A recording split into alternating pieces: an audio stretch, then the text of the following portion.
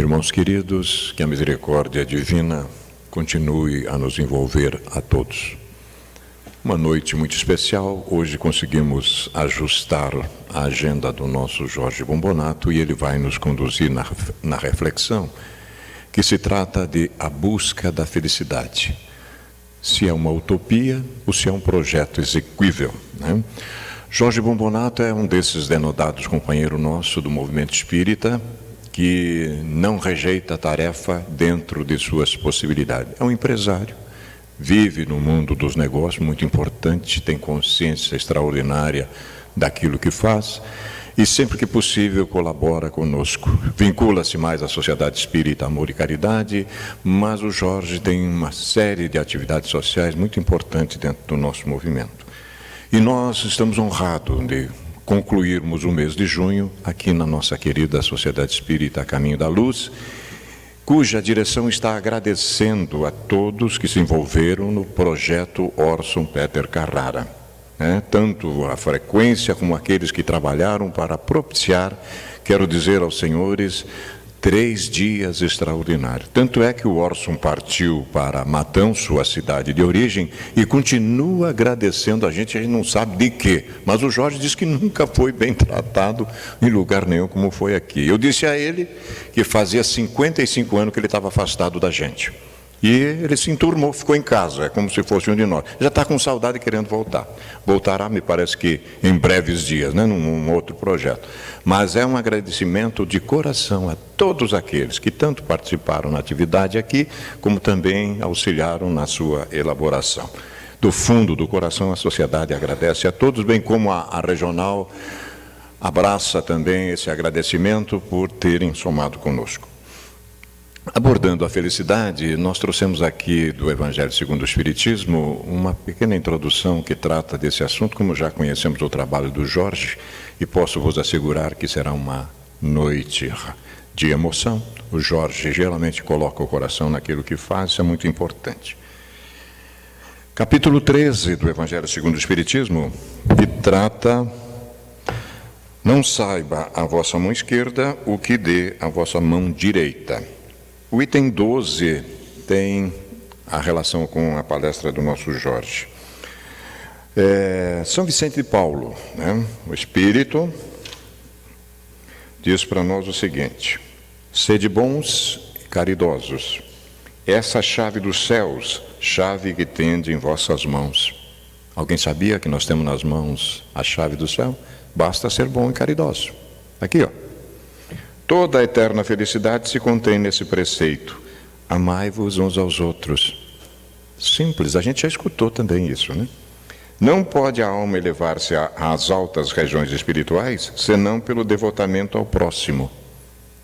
Outra dica: somente nos arrobo da caridade encontra ela ventura e consolação. Sede bons, amparai os vossos irmãos, deixai de lado a horrenda chaga do egoísmo.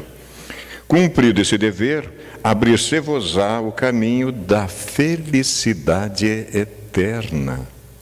Não sabia, olha só. Ademais, qual dentre vós ainda não sentiu o coração pulsar de júbilo, de íntima alegria, à narrativa de um ato de bela dedicação, de uma obra verdadeiramente caridosa? Se unicamente buscasseis a volúpia de uma ação que uma ação boa proporciona, conservar-vos-eis sempre na senda do progresso espiritual. Não vos faltam os exemplos. Rara é apenas a boa vontade. Eu já tinha escutado isso também. Notai que a vossa história guarda a piedosa lembrança de uma multidão de homens de bem.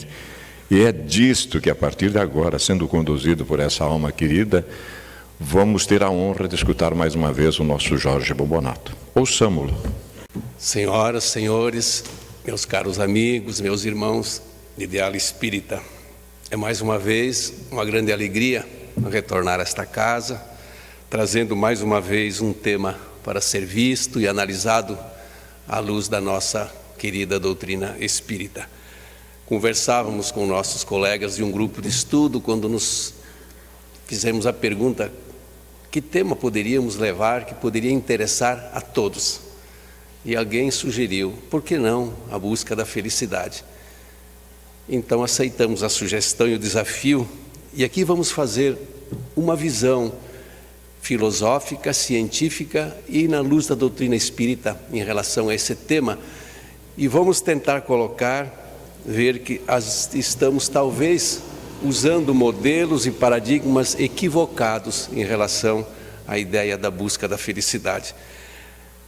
Quero pedir que Deus permita que recebamos ajuda, a intuição dos amigos espirituais, para que nossa fala possa ser clara, objetiva, e que alguma coisa que aqui for dito, ventilado, possa trazer benefício ou ajudar alguém a melhorar. Estaremos nos considerando regiamente recompensados. Esta é a nossa única finalidade da nossa vinda aqui. Procurei-te, desarvorado e triste, por terras distantes, em loucas aventuras com os outros, sem conseguir encontrar-te. Onde chegava minha ansiedade, deparava-me com as marcas dos teus pés no chão. Penetrei-me pelas lâminas da angústia, dilacerando todas as minhas ilusões em vãs tentativas de te encontrar. Exauri-me sem resultado feliz e detive-me vencido. Deparei-me um dia com 2 estrelas, cujo brilho se apagava nos olhos de uma criança abandonada, e amei-a.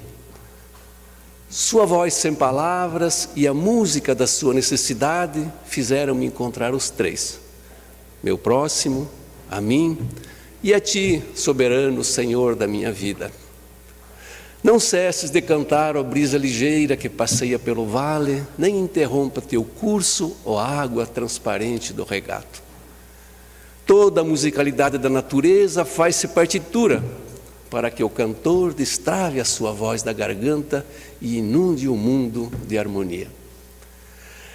A fala de Tagore pela psicografia nos mostra bem a ideia da busca da felicidade do ser humano ao longo da história. Sem dúvida, é esse o drama da humanidade, a busca da felicidade. Mas o que é a felicidade? Segundo o dicionário, nós vamos encontrar uma definição que diz que felicidade é o estado de perfeita satisfação íntima, ventura, contentamento, grande alegria, euforia. E então nós vamos encontrar pensadores ao longo da história, e vamos fazer um breve relato filosófico mostrando alguns desses grandes pensadores que se pronunciaram a respeito desse tema. Tales de Mileto, considerado o pai da filosofia, já dizia lá 6 séculos antes de Cristo que é feliz quem tem o corpo forte, boa sorte e a alma bem formada. Vamos encontrar depois a ideia de que, em grego, felicidade vem da palavra eudaimonia, que significa eu, bom, daimon, espírito, demônio, no sentido de gênio. Já um discípulo de Sócrates dizia que o homem feliz é o homem autossuficiente. Muito importante observar que na palavra do Sócrates, o grande Sócrates, para ele, felicidade era a ideia da justiça. Ele dizia que sofrer uma injustiça é melhor do que praticá-la. O homem feliz é um homem essencialmente justo. Ele fala isso nos diálogos de Górgias de Platão. Para Platão e Aristóteles, eles associavam a felicidade à virtude. A função da alma é ser virtuosa e justa, dizia Platão. E Aristóteles, na sua ética da reflexão, nos diz que felicidade é a boa saúde, a liberdade e a boa situação socioeconômica. Já Epicuro, que falava sobre a ideia do hedonismo, o prazer, nos dizia que a felicidade é o prazer, essencialmente. O cristianismo, mais tarde, nos traz a ideia de que a felicidade é substituída por uma noção de bem-aventurança. E transferimos a felicidade para um mundo posterior. Sofremos qualquer problema nessa vida porque a felicidade é uma busca depois. Inclusive São Tomás de Aquino despreza as tentações da carne. Na Crítica da Razão Pura, Kant nos diz que felicidade é a condição do ser racional no mundo para quem ao longo da vida acontece tudo de acordo com a sua vontade. Veja que ele exclui a ideia da reflexão sobre ética. Felicidade é inclusive um assunto tratado pela política, já que na Constituição dos Estados Unidos, em 1787, ela se relaciona, fala que entre os direitos do ser humano está a busca da felicidade, baseado nas reflexões filosóficas de David Hume, por influência do iluminismo.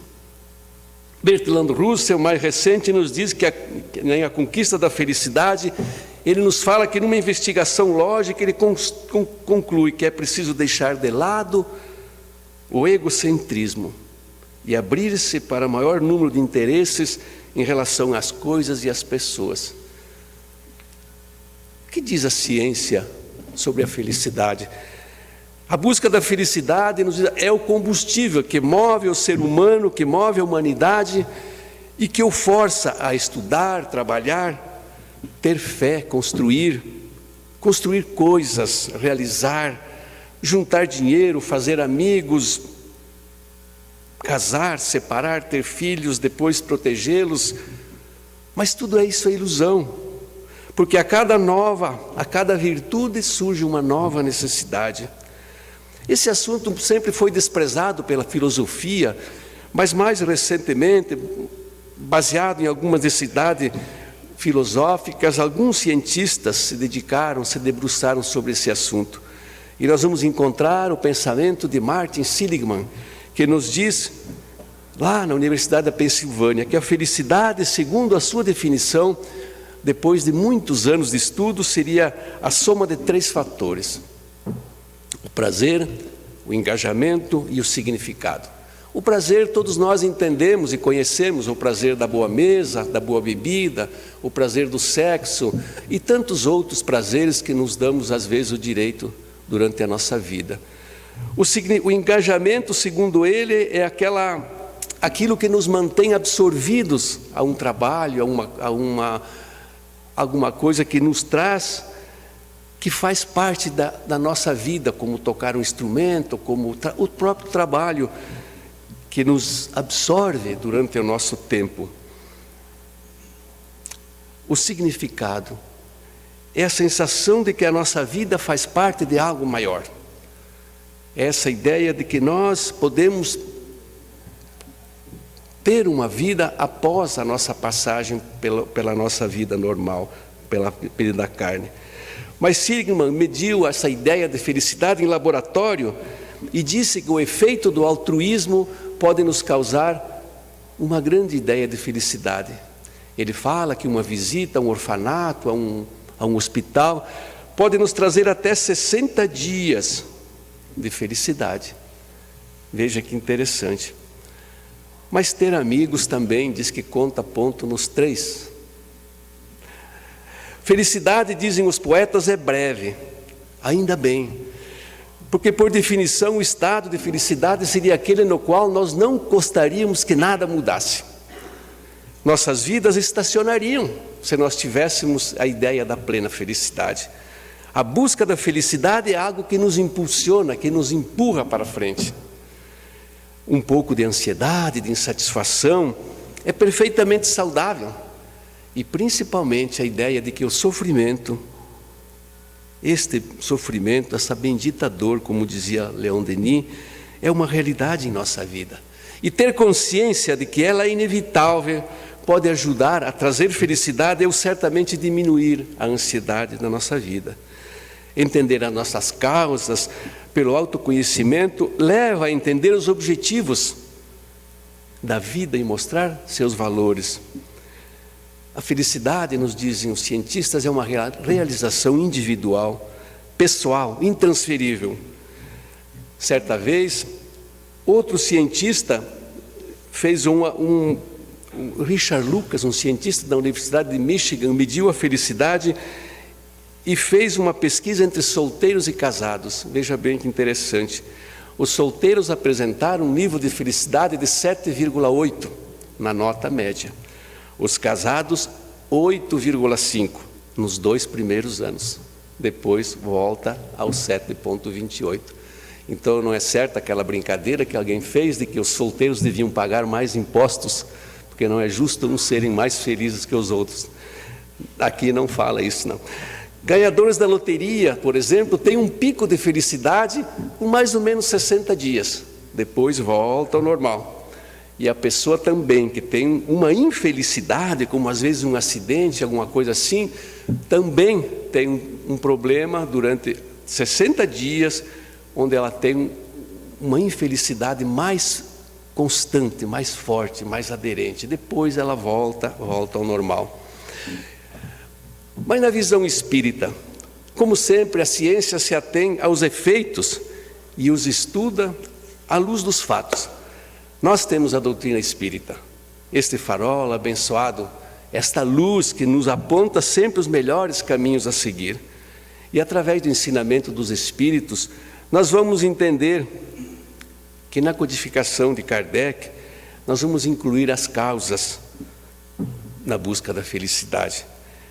Em verdade, nos diz a doutrina espírita que a felicidade é o nosso anseio de encontro com o divino. E só encontramos a resolução definitiva quando, através da convivência com o outro, nós estabelecemos o grande encontro. Sabemos pela doutrina que vivemos num mundo de provas e expiações e que, por isso, a felicidade, de uma forma definitiva, não é possível. Na questão 920, Kardec questiona os espíritos superiores e fala: será possível o homem gozar de felicidade plena sobre essa terra? E eles dizem: não é possível, visto que a vida lhe foi dada como prova e expiação. Mas depende dele amenizar seus males e ser tão feliz quanto possível nesta nossa terra em que vivemos. Mas a ideia da civilização ocidentalizada criou em nós um pensamento de que é possível ter uma felicidade centrada principalmente na ideia do consumo. E criou a ideia de uma felicidade sem dor, uma utopia. Porque nós sabemos que as crianças já ao nascer, ou no seu primeiro momento de vida, ao deixar o ventre materno, onde as condições são absolutamente perfeitas, e ao chegar ao mundo, a sua primeira reação é um choro muito forte. Talvez o sentimento de que estão chegando num local onde vão encontrar grandes problemas pela frente, grandes embates. Então, meus amigos, a dor, ela faz parte da nossa vida.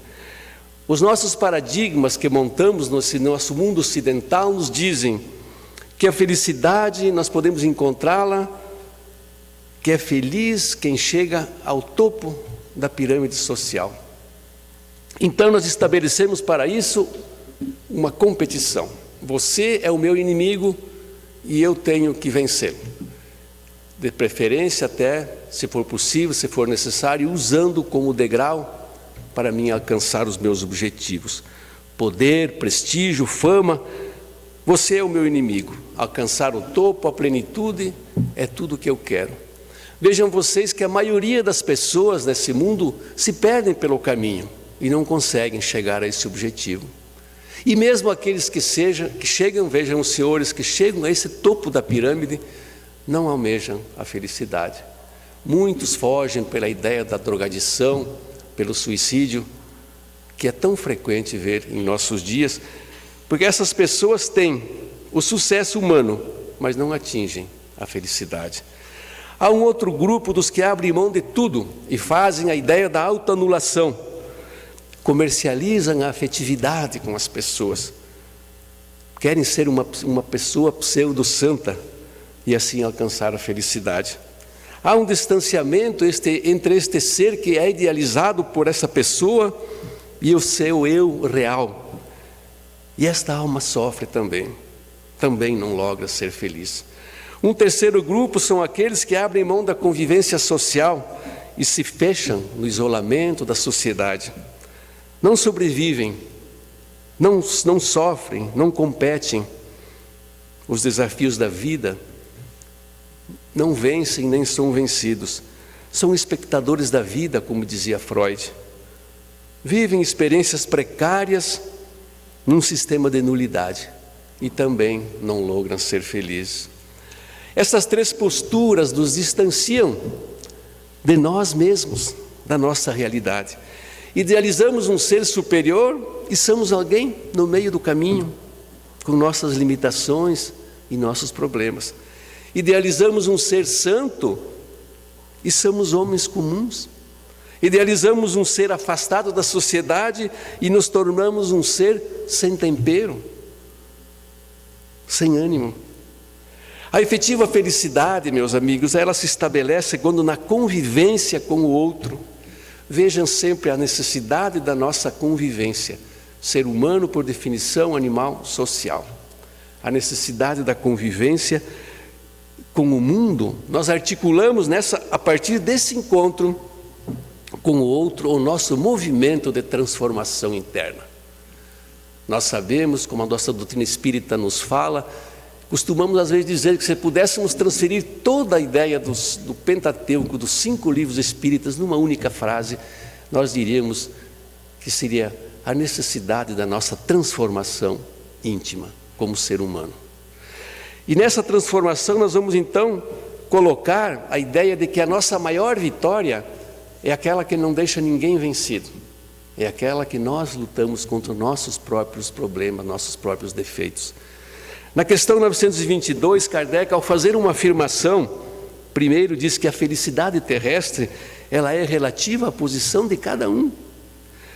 Diz que o que basta para um, o que faz a felicidade para um, pode ser a infelicidade para outro. Mas ele pergunta, há uma medida de felicidade comum aos seres humanos?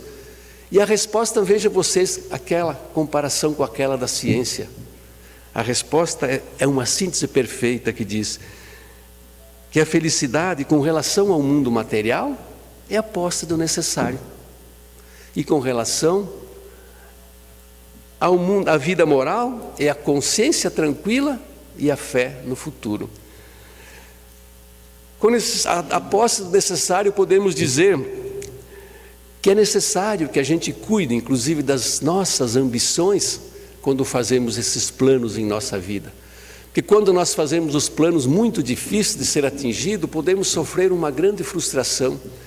E às vezes caímos numa armadilha muito interessante, que baixamos o nosso nível moral para atingir o objetivo ao qual não fomos capacitados a atingir de outra forma. Ou às vezes não está na nossa programação espiritual conseguir aquele objetivo. Então, como nós queremos muito, baixamos o nosso nível moral para conseguir a mesma coisa. Então, nós podemos entender que a necessidade de cada um ela é muito relativa. Como brincávamos certa vez, o Vanim lembra, nós falávamos que para o nosso trabalhador, para o nosso pessoal do trabalho, do dia a dia aí, conseguir um carro, por mais que seja um carrinho 1000, simplesinho, comprado com dificuldade no consórcio, é um motivo de grande alegria. Se nós formos falar do príncipe de Mônaco, deve ser uma tristeza um carro 1000, né? Então, as nossas necessidades são absolutamente diferentes. O que para um é a felicidade, para outro é a infelicidade. Para quem está sofrendo de uma doença renal, como nossos amigos, queridos amigos médicos sabem, um copo d'água pode ser um motivo de grande felicidade. A consciência tranquila, viver dentro das leis morais, levando em conta a lei de causa e efeito, onde nós temos a ideia de que fazer ao outro aquilo que queremos que ele nos faça. Então, nessa troca, nessa ideia, nós vamos vivendo de uma forma em que nós não criamos problemas e podemos, como diziam nossos pais, chegar à noite, encostar a cabeça no travesseiro e dormir. Essa ideia é a consciência tranquila. Agir dentro das leis naturais, as leis de Deus.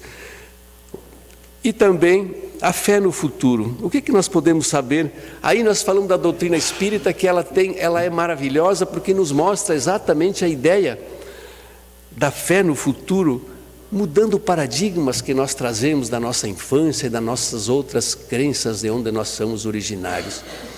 Quando nós falamos da ideia de reencarnação, nós vamos encontrar a ideia da justiça de Deus, que é a única forma de nós explicarmos a ideia da justiça de Deus através da reencarnação. Nós costumamos falar que nós desafiamos quem quer que seja, de qualquer filosofia, religião ou pensamento, que nos explique a ideia de Deus, da sua justiça, sem usar a reencarnação. Basta olharmos a diferença das circunstâncias que movem as nossas vidas e observar então, teria Deus preferências para dar tudo a uma pessoa e nada a outra? Falávamos certa ocasião até a última notícia do Jornal Nacional, que é a única que dá para a gente entender que não tem violência, não tem nada, e ela mostrava no dia que nasceu o príncipe George na Inglaterra, o que vai ser o futuro rei da Inglaterra. Em Salvador, uma criança era abandonada num monte de lixo dentro de uma caixa de sapatos. Por que essa diferença? Haveria, como falamos, teria Deus preferências? Então a reencarnação é essa ideia maravilhosa que nos mostra que nós construímos o nosso futuro através das nossas escolhas, usando a nossa liberdade, o nosso livre-arbítrio, e vamos criando, e porque Deus é Pai, Ele vai nos dando quantas oportunidades forem necessárias para que nós consigamos melhorar, construir o nosso futuro, superar as nossas falhas, os nossos problemas. A ideia de Deus se torna uma ideia, tiramos aquela ideia do Deus vingativo da Bíblia, de Moisés, aquele Deus que lutava ao lado do meu exército e que mandava dizimar tribos inteiras, não excetuando velhos, crianças e mulheres. Agora nós entendemos Deus como um Deus de amor, um Deus Pai da humanidade, que não tem povos escolhidos, somos todos irmãos. Tira a ideia das penas eternas, aquela coisa absurda em que nós vamos passar o resto da eternidade pagando por uma falha que fizemos aqui, onde temos circunstâncias tão diferentes em nossa vida. Como justificar essa ideia? Não tem como, não resiste a um minuto de bom senso a ideia das penas eternas. Então a doutrina espírita nos vem dizer que essa fé no futuro é baseada na ideia de que nós construímos esse futuro, baseado na nossa liberdade de escolha, e nada também de pecado original, aquela ideia absurda que nós aprendemos quando criança, onde nós já nascimos marcados por um pecado e que nós iríamos ter que pagar por um erro de outros. Nós costumamos brincar que se alguém quiser pagar as nossas contas, nós entregamos. Mas ninguém paga as contas dos outros, cada um paga as suas contas. Então não tem pecado original, o pecado original que nasce conosco são as nossas falhas do passado, são os nossos problemas que trazemos lá nos erros que cometemos e quando infringimos a lei em outras vidas. É interessante a gente concluir, meus irmãos, que o homem ele só é verdadeiramente infeliz, verdadeiramente, veja bem, porque às vezes as pessoas são infelizes, mas não é verdadeiramente infeliz. Às vezes são infelizes por vontade própria, mas o homem só é infeliz quando ele se afasta dessas leis naturais. Nós dizemos que o céu está dentro de nós e que o inferno tem o tamanho da nossa rebeldia às leis naturais, às leis de Deus. Quando nós somos rebeldes às leis, se estabelece em nós o inferno. Quando nós somos fiéis às leis, se estabelece em nós o céu. No Eclesiastes diz que Deus não quer a morte do ímpio, mas que ele viva e tenha vida eterna. Nós podemos entender a ideia de que Deus, como nosso Pai, como o Pai da humanidade, é como aquele pai que dá uma terra a um filho e lhe dá as normas para bem conduzir a colheita, todo o trabalho para ser feito. Se ele obedecer essas leis, terá sucesso. Se ele não obedecer, estará condenado ao insucesso. E nós ainda temos uma maior vantagem, que Deus nos dá ainda muitas oportunidades para que nós possamos corrigir os erros, e ainda nos dá o amparo dos amigos espirituais, quando através dele nos mostra lições onde nós podemos entender e melhorar a nossa vida. A felicidade, meus amigos, ela não é só construída nos bons momentos. os 15 anos, o casamento, o vestibular, o concurso, a formatura, o casamento, os filhos, a casa, a vida, é aquilo que acontece enquanto fazemos planos para o futuro, dizia John Lennon. Vivemos o que vai acontecer e com a ansiedade não podemos viver o presente. A felicidade, meus amigos, ela não é uma estação de chegada, ela é uma forma de viajar. Ser feliz é viver o cotidiano, é lidar com a nossa realidade existencial no aqui e agora, principalmente usando a ideia do auto-perdão. Meus amigos, como nós vivemos num mundo de provas e expiações, nós sabemos que vamos cometer erros, muitos erros. Diz que só não erra quem não faz nada, não diz nada e não é nada. Então, como a gente fala, diz e é alguma coisa, a gente vai errar. Mas sejamos criativos, vamos errar erros novos, vamos superar os erros antigos e vamos a ideia do auto-perdão, porque se nós não nos perdoarmos a nós mesmos pelos nossos problemas, como nós podemos perdoar o nosso semelhante? Então, auto-perdão. Eu sei que erro, mas um auto-perdão ativo, onde eu procuro entender a minha falha e procurar a solução para os meus problemas. Eu vou errar e vou errar muito. E essa ideia do auto-perdão nos coloca de uma forma a entendermos a nossa necessidade evolutiva e a entender o nosso próximo também. A proposta da doutrina espírita que nos fala de evolução é importante porque nós estamos nos construindo, estamos fazendo de nós algo para o futuro, nós herdeiros de nós mesmos, a cada uma das nossas vidas, nós vamos herdando os nossos próprios problemas e vamos buscando as nossas próprias soluções. Estamos num mundo de provas e expiações, é um mundo de aprendizagem.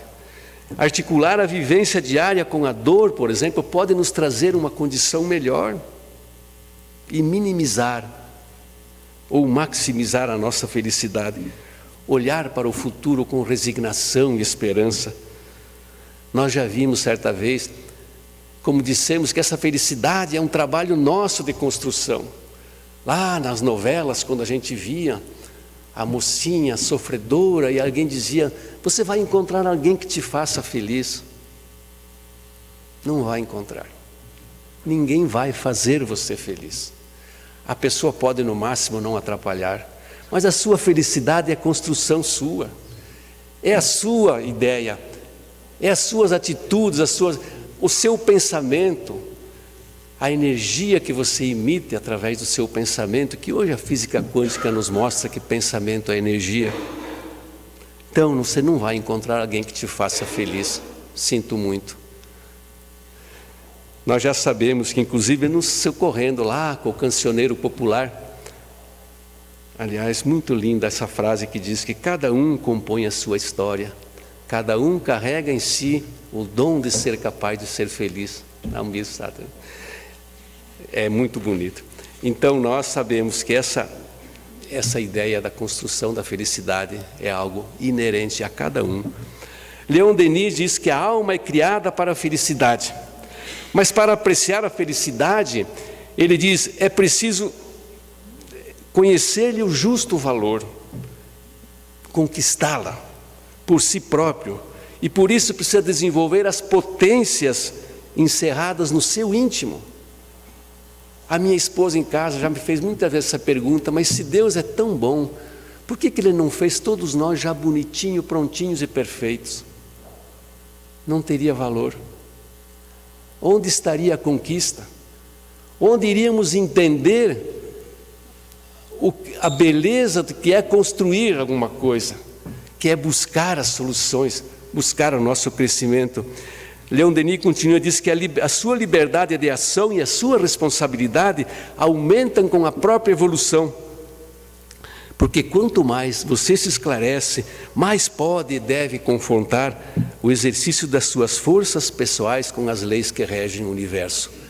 Então nós vamos desenvolvendo a nossa liberdade de acordo com o nosso desenvolvimento intelectual. Nós não damos um carro para uma criança de 10 anos. Conforme ela vai crescendo, vamos liberando. Deus procede assim conosco. A nossa liberdade vai aumentando de acordo com como nós vamos crescendo. Mas aí, como dizia Sócrates, não há liberdade sem responsabilidade e nem saber sem consciência. Cresce a nossa liberdade e cresce a nossa responsabilidade. Então nós temos que buscar as nossas próprias soluções. Carlos Drummond de Andrade disse certa vez que a cada dia mais me convenço, ele disse, que o desperdício da vida está no amor que não damos, nas forças que não usamos e na prudência egoísta, que nada arrisca e que, esquivando-se do sofrimento, perdemos também a felicidade. É muito comum a gente ver as pessoas não querer arriscar porque isso vai me comprometer. Eu não vou fazer a tal coisa porque eu posso me comprometer. Eu tenho um amigo que eu posso dar uma carona, mas eu não vou dar, porque eu posso chegar na esquina, bater o carro e posso ser responsabilizado por isso. Eu não vou fazer porque... Então o que acontece? Nós deixamos de fazer pela prudência egoísta, deixamos de fazer alguma coisa boa para nos livrar dos problemas, e com isso perdemos também a felicidade. Eu lembro certa vez, há muitos anos, um filme de guerra em que um soldado de maus bofes, não gostava de ninguém, brigava com todo mundo. Alguém um dia chegou e perguntou: mas por que você age dessa forma? Por que você não faz amigos? Eu vou fazer amigo para depois vê-los morrer? Não quero amigos. Talvez seja essa uma das ideias que nós vamos cultivando dentro de nós. Vamos ter problemas se criarmos afetos. Como dizia Saint-Exupéry, somos responsáveis por quem cativamos. Mas por que fugir da responsabilidade? Nós sabemos, na questão 967 também, Kardec pergunta em que consiste a felicidade dos espíritos superiores. É interessante essa resposta, porque começa dizendo: pelo conhecimento de todas as coisas. Se felicidade é conhecimento, então vamos buscar conhecimento, vamos buscar aprender. Ele continua dizendo que os espíritos superiores não sentem ódio, nem ciúme, nem inveja, nem ambição, nem qualquer das paixões que causam a desgraça humana. Para eles, o amor que os une é fonte da suprema felicidade. Ser feliz, meu amigo, é ser você mesmo, trabalhando o seu íntimo, é poder trabalhar a claridade que existe em você, que vem da tua essência. Nós somos centelhas. A claridade que vem de dentro de nós não forma sombra. Brilhe a vossa luz, disse Jesus. Trabalhar a autossuperação. Já disse Kardec, você conhece o verdadeiro espírita pela sua moral e pelos esforços que faz para mudar as suas más tendências, por sua conduta moral e pelos esforços para mudar as más tendências. Superar os nossos defeitos e não superar o outro. O bom combate. Quando o apóstolo Paulo disse combater o bom combate, eu não tinha ideia, até que um dia alguém me disse: o mau combate é quando você combate com o outro, e o bom combate é quando você combate com você mesmo, quando você combate os seus defeitos, os teus problemas. Esse é o bom combate. Nós temos que compreender que o outro, esse semelhante que vive junto com a gente, em nossos lares, nossos amigos, são nosso parceiro evolutivo. Estamos caminhando agora paralelamente, possivelmente lá na frente vamos nos separar, porque cada um terá que construir o seu próprio futuro. Reconcilia-te com teu adversário enquanto estás a caminho com ele. Aristóteles escreveu há 360 anos antes de Cristo um pequeno texto que eu quero dividir com vocês, que achei fantástico. Aristóteles disse: ninguém é dono da sua felicidade, por isso não entregue sua alegria, sua paz, sua vida nas mãos de ninguém, absolutamente ninguém. Somos livres, nós não pertencemos a ninguém, não podemos ser donos dos desejos, das vontades e dos sonhos de quem quer que seja. A razão da nossa vida, a razão da sua vida é você mesmo. A tua paz interior, a tua meta de vida, quando sentires um vazio na alma, quando acreditares que ainda está faltando algo, quando tens tudo, remete teus pensamentos e teus desejos mais íntimos e busca a divindade que existe em você. Pare de colocar a sua felicidade cada dia mais distante de você. Não coloque o objetivo longe demais das suas mãos. Abrace quem está próximo de você. Se anda desesperado por problemas financeiros, amorosos ou de relacionamento familiar, busca no teu interior a resposta para acalmar-te. Você é o reflexo daquilo que pensas diariamente. Pare de pensar mal de você mesmo e seja seu melhor amigo sempre. Sorrir significa aprovar, aceitar, facilitar, felicitar. Então abra um sorriso para provar ao mundo que você tem o melhor para oferecer. Com um sorriso no rosto, as pessoas terão melhores impressões de você e você está afirmando a você mesmo que está pronto para ser feliz. Trabalhe, mas trabalhe muito a seu favor e não espere a felicidade sem esforços. Pare de exigir das pessoas aquilo que você mesmo ainda não conquistou. Critique menos, trabalhe mais e não esqueça nunca de agradecer. Agradeça tudo que está em sua vida nesse momento, inclusive a dor.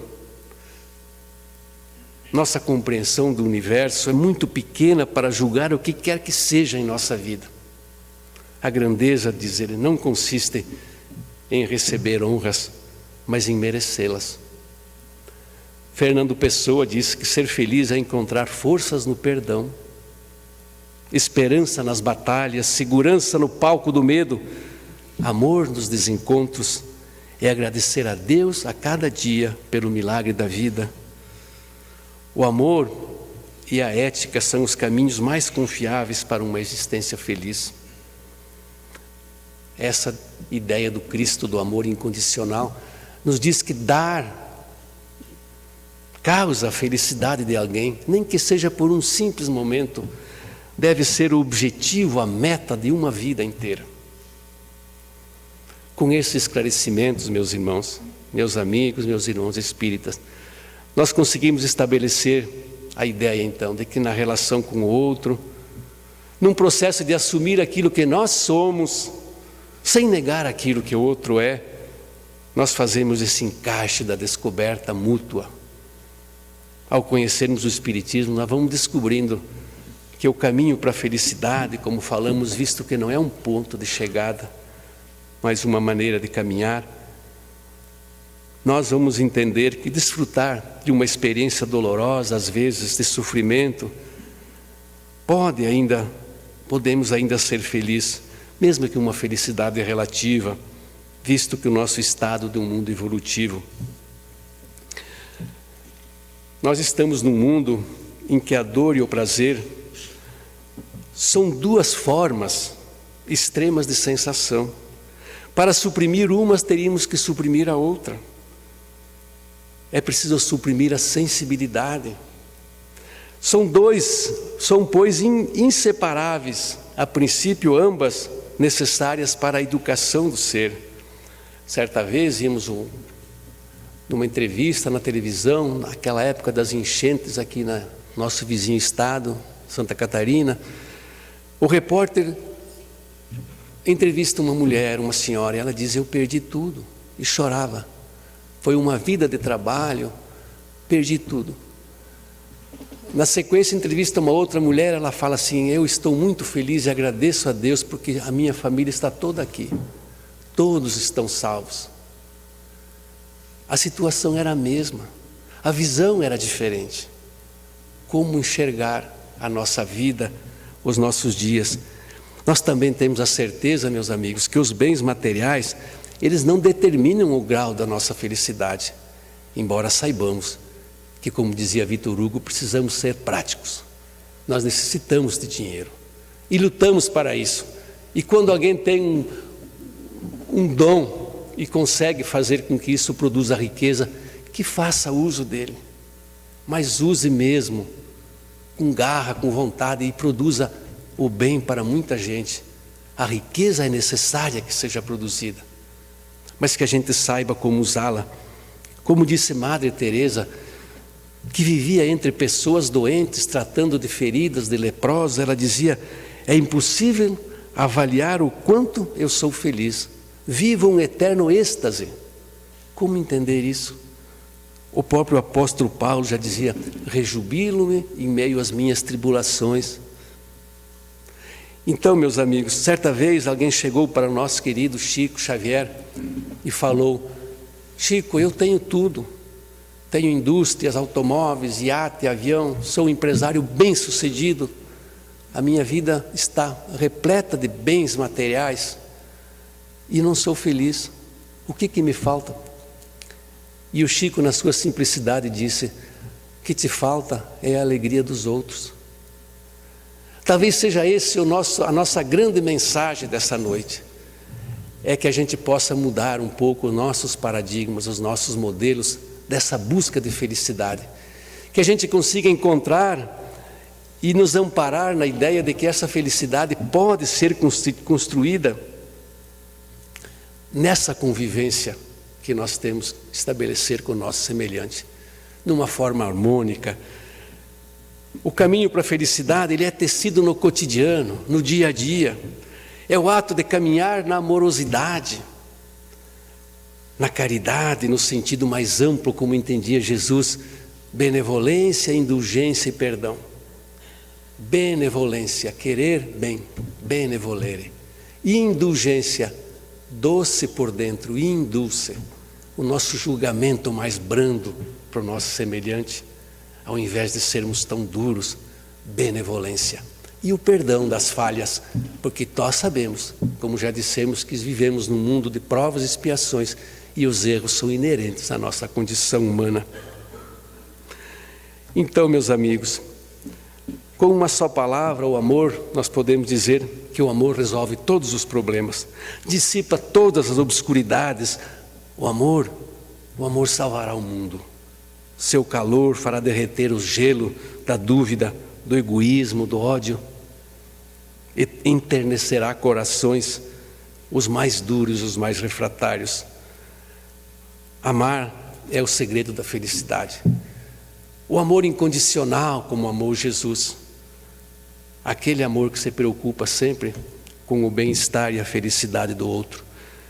Por isso, meus amigos, Tagore, aquele do poema inicial, ele conseguiu articular com propriedade quando sinalizou para todos nós a necessidade de encontrar a felicidade na descoberta do amor, na descoberta do amor que nos faz perceber você, a mim, e finalmente encontrar o Criador no encontro de nós dois.